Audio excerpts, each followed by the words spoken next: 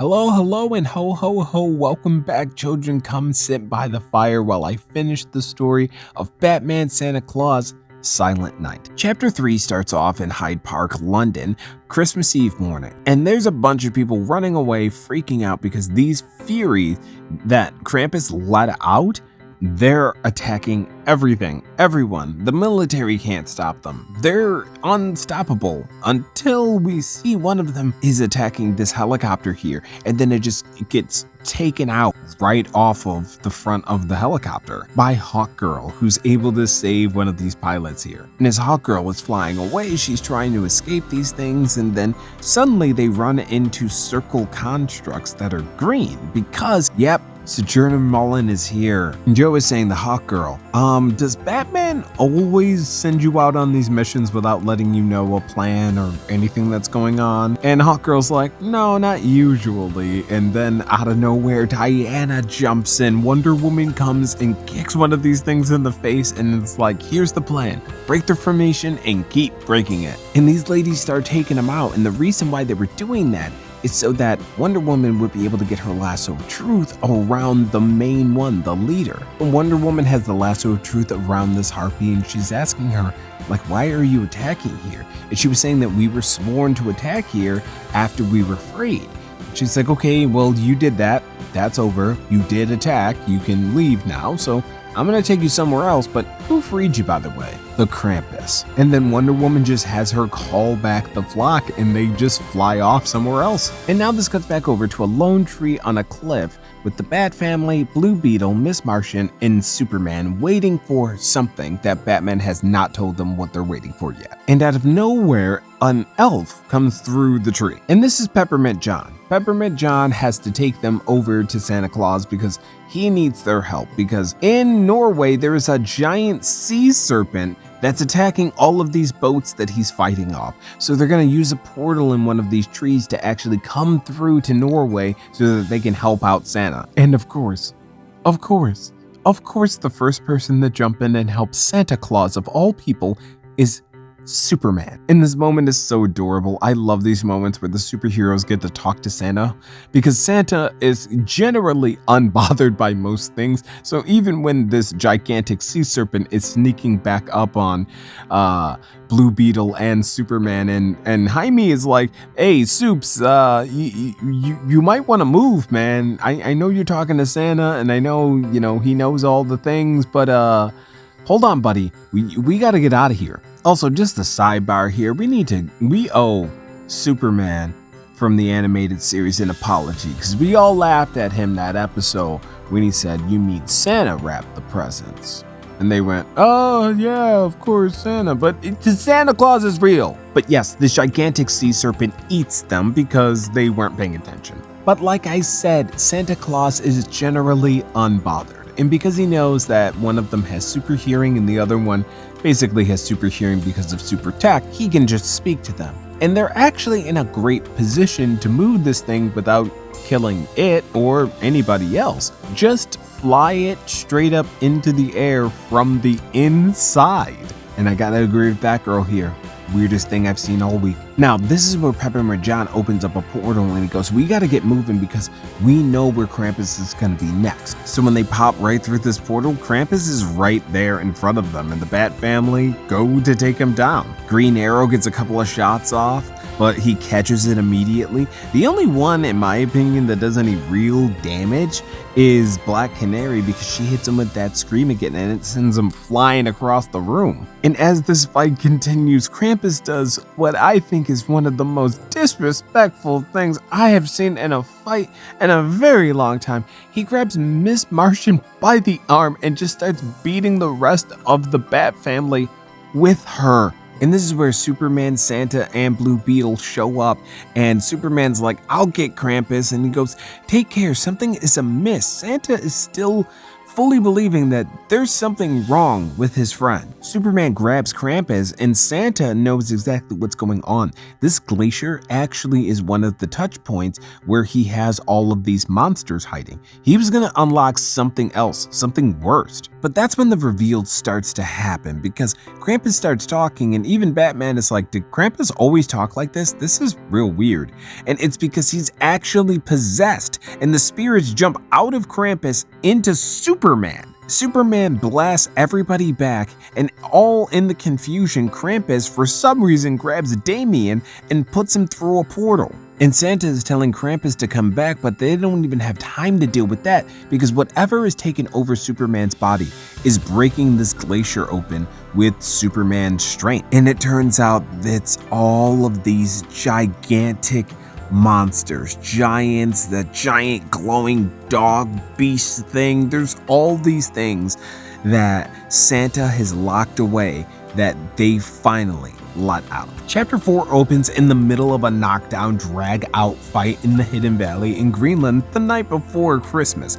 They're fighting all of these different monsters, ogres, beasts, all of these different things. Everybody's going at it, and Superman is still possessed by something. But Batman, this entire time, he's trying to signal Robin. He's trying to get a hold of Damien, his kid, and find out what's going on, but Damien's actually underneath a tree, so there isn't any communication signals. But what Damien's doing, which is really smart, he's recording everything that he can think of, his location, everything about it, and he's saving it so that if he does get any signal, he'll be able to send that out immediately, and Batman should know where he is. And Damien's like, I gotta figure out how to get out of here quick, because the only thing keeping me alive is Krampus's inner conflict. He doesn't want to kill me, but he's talking to something that definitely wants me dead. And now we cut back over to the action in Greenland, where they are just fighting all of these different ogre troll type monsters. It's wild. And in the same breath, they're trying to take down this possessed Superman. That's when Batman tells Blue Beetle, take him down. Now, somebody correct me if I'm wrong, but is this or is this not the contingency plan for Superman? Is for Blue Beetle to turn into kryptonite and stab Superman, use his suit to take him down. Batman's biggest fear here is that whatever this thing is going to figure out how strong Superman is, because it's actually not taking advantage of Superman's full strength. A fear of Jaime right now is that he does not want to actually give too much kryptonite radiation and take out Superman, but he knows that he can handle it. Batman knows that he can handle it, so he's telling him, push it more because we need to get whatever this is out of him. And as Jaime's blasting him with all this radiation, this blue orby stuff starts coming out of him, and he's like, whoa bro, you were double possessed, because yeah, it wasn't just one spirit, there were two spirits inside of Superman, and they come out, but everybody stays back, they keep their distance, they don't jump into anybody else, and he's kind of free of them. They just sort of dissipate into nothingness. Batman's telling Blue Beetle, I need you to charge up one more time because he's gonna need 2 hits of this amount of power, and Blue Beetle's like, I'm tapped out. But they can't even worry about that because one of the gigantic beasts, this huge ape, he just punches the side of the mountain, causing a huge avalanche. And now we cut back to the Gnome Hall where Krampus is holding Damien. And Damien is trying to figure out a way to get out. He can't pick the lock, he can't figure anything out, and Krampus is still having this back and forth with like this evil sort of shadow monster that's over him. And this thing is giving him a spear, and it's telling him basically to just take Damien out. And he's saying, I don't want to do that because that's not what Krampus does. He scares kids, but he doesn't actually hurt anybody.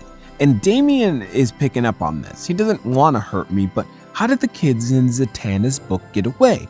And then the waterworks start. Yeah, Damien hits those crocodile tears real hard. He just starts crying. I miss my father, sniff, sniff, father, help me. I didn't mean to be bad. So he's saying he's sorry, which is what Krampus wants.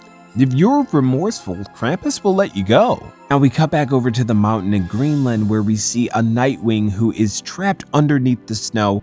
He's pretty stuck here right now, and the only person that is able to help him is Wonder Woman. Wonder Woman, Joe Mullen, and Hawkgirl, they all have shown up and they're able to get these guys out of the snow, and it looks like Superman is actually back to normal. But Superman, while he was possessed, he figured something out. The spirits, they're prisoners. And remember I told you, they were in a place that was in between realms, a phantom zone. Yes, they were in the phantom zone. And what happens when you're in the phantom zone for a really long time, you lose your physical form and you can even lose your sense of identity and self. So these creatures don't even know who they are, what they were, and they don't have a physical form anymore. So they're just possessing things and they just want escape. That's it. And so they figure out that there's one more spirit and it's stuck with Krampus. That's the one that we're seeing right now.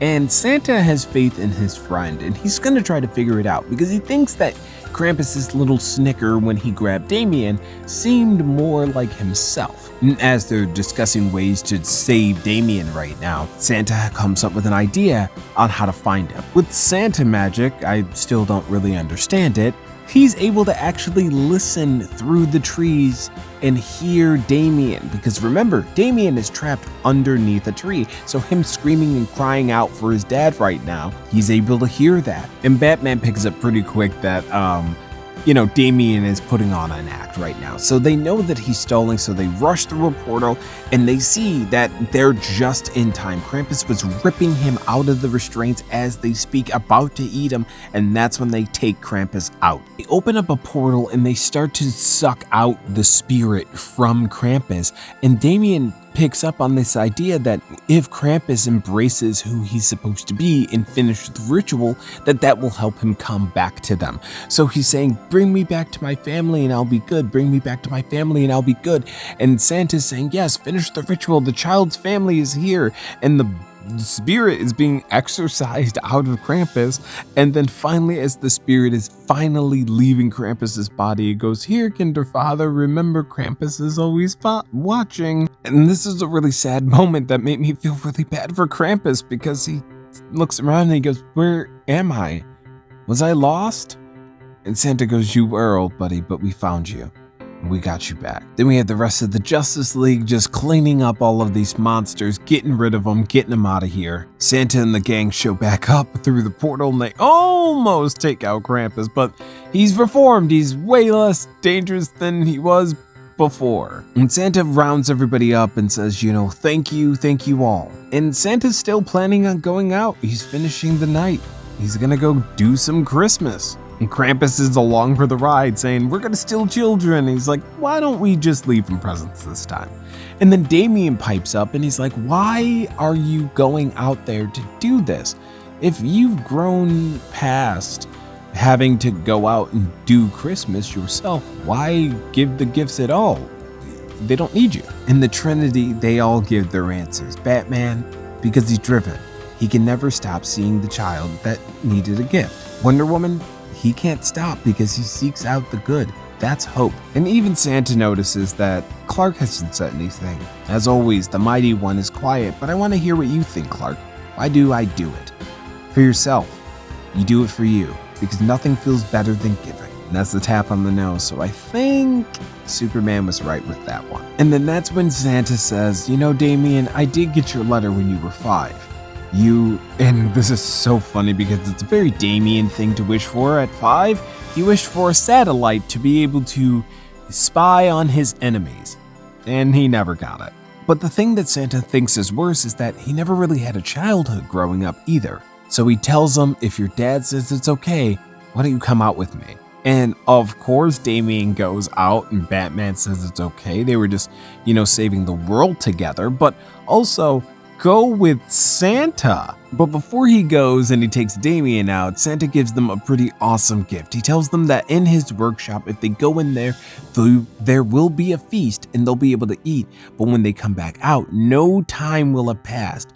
It'll be a moment for them to just be able to sit, enjoy each other's company, and not worry about the world outside. And for extra love and friendship, even the rest of the Justice League shows up. And on this final page, we see the Justice League enjoying that dinner that Santa promised them, enjoying that time together, and to all a good night. Well, I hope you guys enjoyed that. I had so much fun telling that story. I hope you guys enjoyed that story. Maybe next year we'll cover the follow-up because there is a Silent Night too, so maybe I'll cover that one next year. That all being said, drink water, do something kind, and I'll see you next time. Peace.